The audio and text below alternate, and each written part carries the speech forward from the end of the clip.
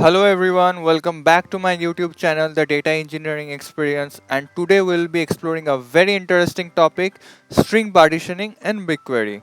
So before we learn how to partition data in BigQuery by a string column, we will first go through what partitioning exactly is in BigQuery.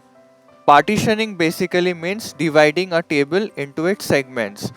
So it helps us to facilitate easier data management for more efficient querying. If you break down a large table into small partitions, the query performance can be improved and also the cost. Partitioning is achieved by specifying a partition column which is used to segment the table. When you query a table with a filter condition on the partitioning column, BigQuery scans only that relevant partition that matches the filter and it skips the rest.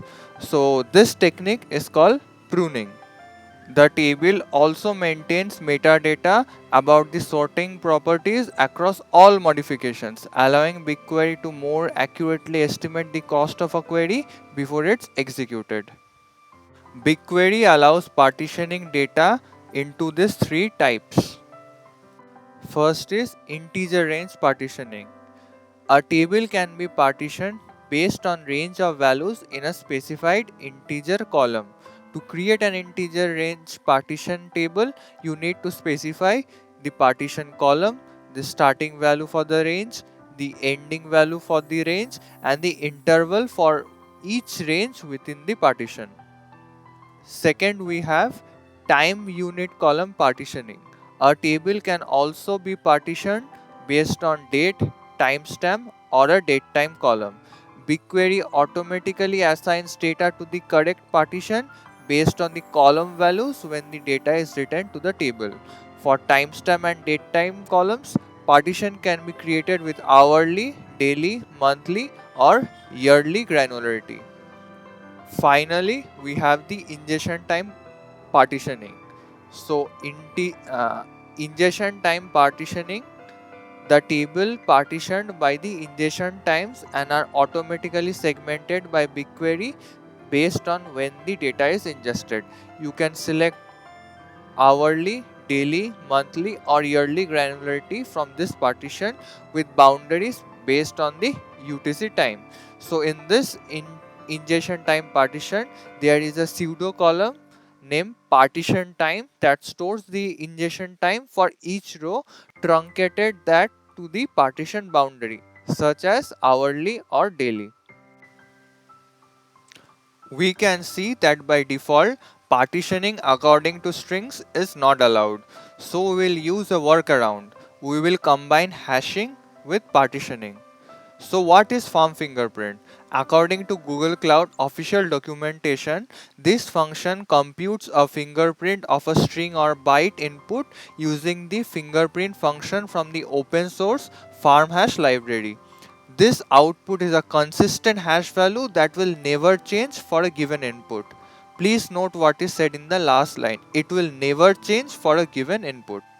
For the given farm fingerprint function, we can see that we are giving three inputs x, y, and z, and we are getting a farm fingerprinted value or a hash value by concatenating each of this given below records. Then how do we combine these two concepts together? It's very simple. We will be using the same hashing technique to convert the stream columns into integer columns.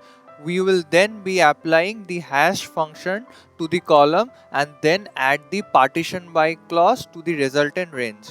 So right now BigQuery allows 10,000 partitions per table. Then we'll need to evenly distribute this 10,000 partitions over this 64-digit signed integer range. The formula to calculate the range of a 64-bit signed integer is given below. So you will have the negative side and you will have the positive side. The total range is adding this positive and the negative size.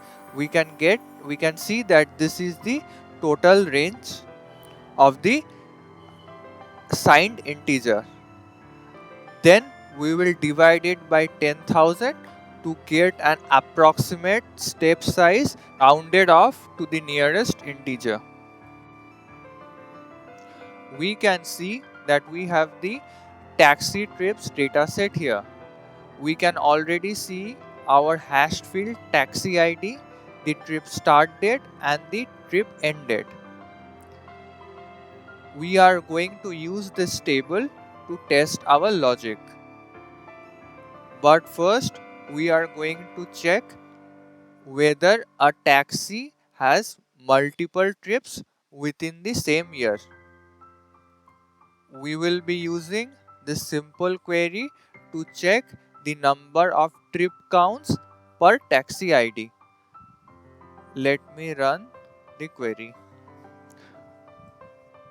We can see we have already got the result. So yes, there are multiple trips for a particular taxi ID.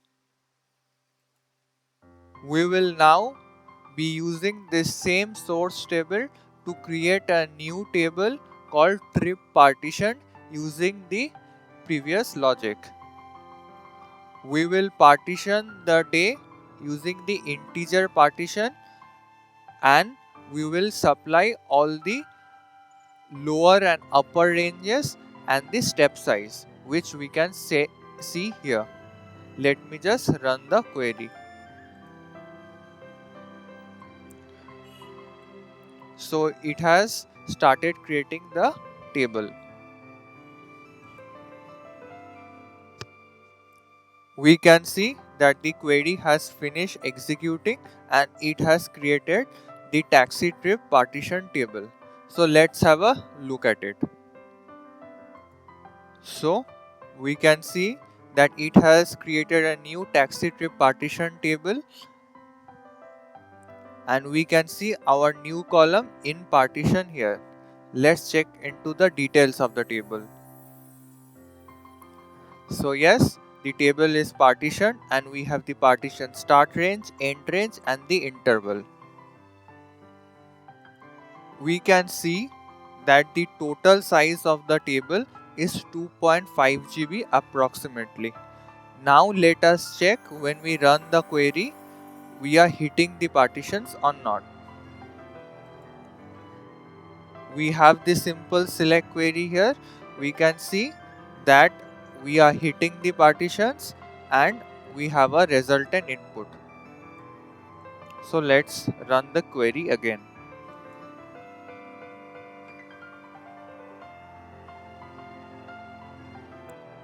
So yes, we are only hitting the partitions where this input partition is matching with the farm fingerprinted hash value of the data.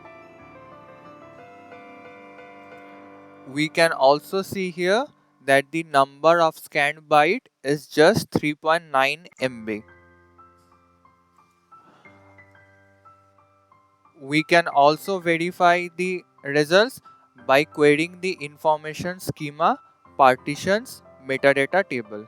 So let us check.